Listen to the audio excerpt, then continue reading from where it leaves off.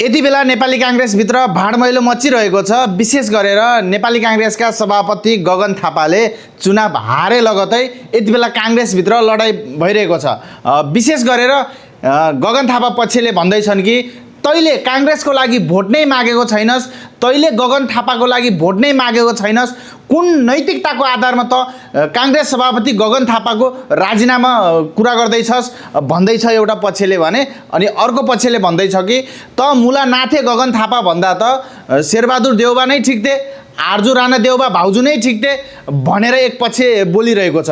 यो नेपाली जनताले खास यस विषयमा चासो लिने होइन, यो नेपाली कांग्रेस पार्टीभित्रैको लडाई हो।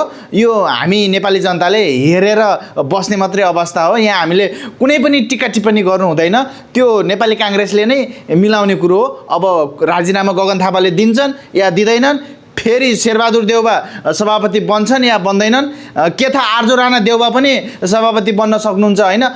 महिलाको पनि त हक अधिकारको कुरा छ त्यहाँ।